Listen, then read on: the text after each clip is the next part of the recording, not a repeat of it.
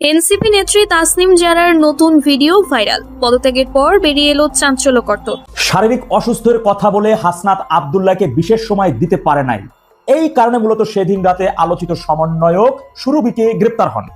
আজকে আবার এনসিপির ডাক্তার তাসনিম জারাকে সংগঠনটির স্বয়ং সভাপতি নাহিদ কুপ্রস্তাব দেন। এই কারণে মূলত তিনি দল থেকে পদত্যাগ করেন, তার সেই কুপ্রস্তাবে রাজি হন নাই।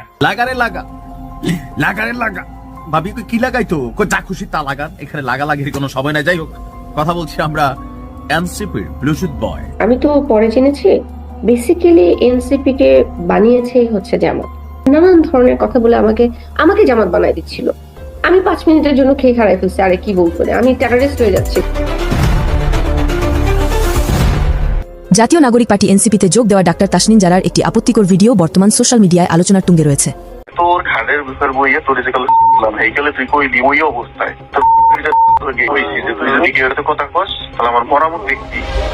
সাধারণ এক ফার্নিচার মিস্ত্রির ছেলে থেকে জেলা এনসিপির প্রভাবশালী নেতা, এই উত্থান যেন সিনেমার গল্পকেও হার মানায়। তার মুখোশ খুলতেই বেরিয়ে এসেছে একের পর এক কেলেঙ্কারি, প্রতারণা, নারী নির্যাতন আর ক্ষমতার অপব্যবহারের ভয়াবহ চিত্র।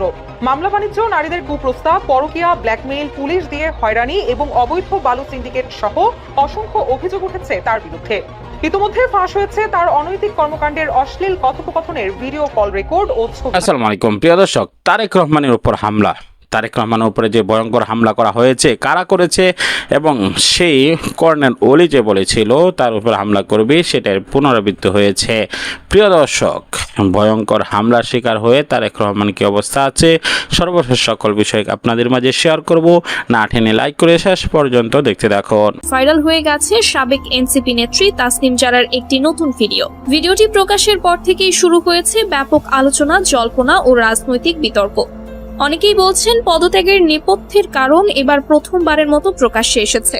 ভাইরাল হওয়া ভিডিওটিতে দেখা যায় তাসনিম জারা সরাসরি ক্যামেরার সামনে বসে শান্ত কিন্তু দৃঢ় কণ্ঠে নিজের রাজনৈতিক যাত্রা, এনসিপির অভ্যন্তরীণ বাস্তবতা এবং কিছু অপ্রকাশিত সত্য তুলে ধরছেন। ভিডিওটি প্রকাশের কয়েক ঘন্টার মধ্যেই ফেসবুক, ইউটিউব ও টিকটকে লক্ষাধিক ভিউ ছাড়িয়ে যায়। ভিডিওটিতে তাসনিম জারা দাবি করেন এনসিপিতে যোগ দেওয়ার সময় তিনি একটি আদর্শ ভিত্তিক নাগরিক কেন্দ্রিক রাজনীতির স্বপ্ন দেখেছিলেন, কিন্তু সময়ের সঙ্গে সঙ্গে দলটি সেই আদর্শ থেকে সরে আসে বলে তার অভিযোগ। তিনি বলেন, আমি রাজনীতিতে এসেছিলাম নাগরিকদের কণ্ঠস্বর হওয়ার জন্য, কিন্তু ধীরে ধীরে দেখলাম সিদ্ধান্তগুলো নেওয়া হচ্ছে কিছু নির্দিষ্ট গোষ্ঠীর স্বার্থে। আমার মতামত বারবার উপেক্ষিত হয়েছে। এই বক্তব্যই মুহূর্তের মধ্যে রাজনৈতিক মহলে আলোড়ন তোলে।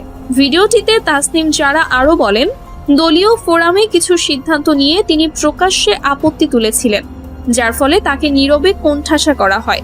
গুরুত্বপূর্ণ বৈঠকে ডাক না পাওয়া, নীতি নির্ধারণী আলোচনায় বাদ পড়া এবং সামাজিক যোগাযোগ মাধ্যমে তার বক্তব্য সীমিত করার অভিযোগও করেন তিনি। সবচেয়ে চাঞ্চল্যকর অংশ আসে ভিডিওর শেষ দিকে। তিনি ইঙ্গিত দেন যে এনসিপির ভেতরে কিছু গোপন সমঝোতা ও অদৃশ্য চাপ কাজ করছিল, যা সাধারণ কর্মী কিংবা সমর্থকরা জানতেন না। যদিও তিনি নির্দিষ্ট কোনো নাম বা দল উল্লেখ করেননি, তবুও তার কথায় স্পষ্ট রাজনৈতিক আপোষের জায়গায় তিনি নিজেকে দেখতে পান। সময় দিতে পারে নাই, এই কারণে মূলত সেদিন রাতে আলোচিত সমন্বয়ক সুরভিকে গ্রেপ্তার হন। আজকে আবার এনসিপির ডাক্তার তাসনিম জারাকে সংগঠনটির স্বয়ং সভাপতি নাহিদ কুপ্রস্তাব দেন। এই কারণে মূলত তিনি দল থেকে পদত্যাগ করেন, তার সেই কুপ্রস্তাবে রাজি হন নাই।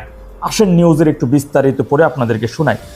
নাহিদ ইসলামের কুপ্রস্তাব প্রত্যাখ্যান, ক্ষোভে দল ছাড়লেন তাসনিম জারা। জাতীয় নাগরিক পার্টির আহ্বায়ক নাহিদ ইসলামের দেওয়া কুপ্রস্তাব প্রত্যাখ্যান করে দল থেকে পদত্যাগ করেছেন জ্যেষ্ঠ যুগ্ম সদস্য সচিব ডাক্তার তাসনিম জারা। দলটির একজন যুগ্ম সদস্য সচিব বিষয়টি নিশ্চিত করেছেন। দলীয় সূত্রে জানা যায়, এনসিপির আহ্বায়ক নাহিদ ইসলাম তাসনিম জারাকে একটি অনৈতিক প্রস্তাব বা কুপ্রস্তাব দেন, যারা সেই প্রস্তাবে রাজি হননি। এর জের ধরেই ক্ষুব্ধ হয়ে তিনি দল থেকে পদত্যাগের সিদ্ধান্ত নেন। পদত্যাগের পরপরই এনসিপির দলীয় অভ্যন্তরীণ গ্রুপে একটি বিদায়ী বার্তা দেন তাসনিম জারা। সেখানে তিনি লেখেন, প্রিয় সহযোদ্ধাগণ, আমি দল থেকে পদত্যাগ করেছি। গত 1.5 বছরে আপনাদের থেকে অনেক কিছু শিখেছি, সেজন্য আন্তরিক কৃতজ্ঞতা। আপনাদের জন্য শুভকামনা রইল। দলীয় পদ ছাড়লেও আসন্ন নির্বাচনে অংশগ্রহণের সিদ্ধান্তে অটল রয়েছেন তিনি।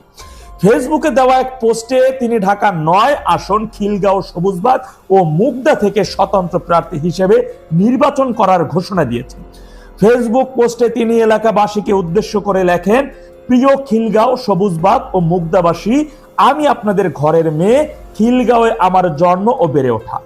আমার স্বপ্ন ছিল একটি রাজনৈতিক দলের প্ল্যাটফর্ম থেকে সংসদে গিয়ে আমার এলাকার মানুষের ও দেশের সেবা করা। তবে বাস্তবিক প্রেক্ষাপটের কারণে আমি কোনো নির্দিষ্ট দল বা জোটের প্রার্থী হিসেবে নির্বাচনে অংশগ্রহণ না করার সিদ্ধান্ত নিয়েছি। তিনি আরো লেখেন, আমি আপনাদের এবং দেশের মানুষকে ওয়াদা করেছিলাম যে আপনাদের জন্য ও নতুন রাজনৈতিক সংস্কৃতি গড়ার জন্য আমি লড়ব। পরিস্থিতি যাই হোক না কেন, আমি আমার সেই ওয়াদা রক্ষা করতে দৃঢ় প্রতিজ্ঞ। তাই এই নির্বাচন স্বতন্ত্র প্রার্থী হিসেবে ঢাকা ৯ থেকে অংশগ্রহণ করব। বন্ধুরা, একবার চিন্তা করে দেখুন যে সংগঠন কিন্তু আপনারা এর মধ্যে অনেক প্রমাণ আপনাদের মাঝে হাজির করেছি, অনেকগুলো। এই যে ফকিন্নির পুজ সার্জিস এবং হাসনাত আব্দুল্লাহ, এই যে আসিফ মাহমুদ, সজীব ভুইয়া, এরা সকলেই কিন্তু একসময় প্লাস্টিকের জুতা কিংবা যে কি বলে রাবারের জুতা পরে কিভাবে খালি রাস্তা এবং কেমনে তারা আজকে থেকে ১.৫ বছর আগে এদের চেহারা সুরাত গুলো দেখেন, আর ১.৫ বছরের চেহারা, এরা সবগুলো মূলত নারী লোভী। এরা মূলত এই সমাজের একটি কীট পতঙ্গ, আর এই কীট পতঙ্গ মূলত এদেরকে নিয়ে ডেভিল ইনুস একটি সমাজ সাজিয়েছে। ডেভিল ইনুসের স্বার্থে এদেরকে ব্যবহার করা হয়েছে। আর জানেন যে ওকিন্নি ফকিন্নি গুলা যদি বড় সড়ো কোনো কিছু দেখা পায় তখন এগুলো কিন্তু বিদিক হয়ে যায়, মাথা মেন্টালি সব ঠিক থাকে না। তাদের অবস্থা তাই হয়েছে। যে সংগঠনের নারী এই মানে নিরাপদ না, সেই সংগঠন কর্তৃক দেশের জন্য অন্য নারীরা কতটা নিরাপদ। এর আগে আপনারা দেখেছেন এই সংগঠনের অনেক নারীরা কিভাবে মদ খেয়ে, বাবা খেয়ে, নেতারা একসাথে কিভাবে যৌন কাজ করছে, অনেক ফুটেজ আপনারা এর মধ্যে কিন্তু অনেক আগেই দেখেছেন। সুতরাং আমি অন্য ব্যক্তিদেরকে বলবো, কিংস পার্টি নামক দেশ বিরোধী এবং জামাতের এই বি টিম তোর সম্পর্কে ঘাড়ের ভিতর বইয়ে তোর যে হেইকালে তুই কইলি ওই অবস্থায় তুই যদি কেউ কথা কস তাহলে আমার পরামর্শ দেখবি। সাধারণ এক ফার্নিচার মিস্ত্রির ছেলে থেকে জেলা এনসিপির প্রভাবশালী নেতা এই উত্থান যেন সিনেমার গল্পকেও হার মানায়। তার মুখোশ খুলতেই বেরিয়ে এসেছে একের পর এক কেলেঙ্কারি, প্রতারণা, নারী নির্যাতন আর ক্ষমতার অপব্যবহারের ভয়াবহ চিত্র। মামলা বাণিজ্য, নারীদের কুপ্রস্তাব, পরকীয়া, ব্ল্যাকমেইল, পুলিশ দিয়ে হয়রানি এবং অবৈধ বালু সিন্ডিকেট সহ অসংখ্য অভিযোগ উঠেছে তার বিরুদ্ধে। ইতিমধ্যে ফাঁস হয়েছে তার অনৈতিক কর্মকাণ্ডের অশ্লীল কথোপকথনের ভিডিও কল রেকর্ড ও ছবি। বলছে মাদারীপুর জেলা এনসিপির সদস্য মিরাজুল ইসলামের কথা। ফাঁস হওয়া ৬ মিনিট ৫৫ সেকেন্ডের ওই ভিডিও কল রেকর্ডে শোনা যায় এক নারীর সঙ্গে নিজের গড়ে তোলা অনৈতিক শারীরিক সম্পর্ক নিয়ে বিভিন্ন অশ্লীল কথা প্রকাশ করেন মিরাজুল। এ সময় অকথ্য ভাষায় গালিগালাজ করে ওই নারীকে, কথা বলতে বাধ্য করেন এবং হুমকিও দেন তিনি। এক পর্যায়ে সহ্য করতে না পেরে কলটি কেটে দেন ওই নারী।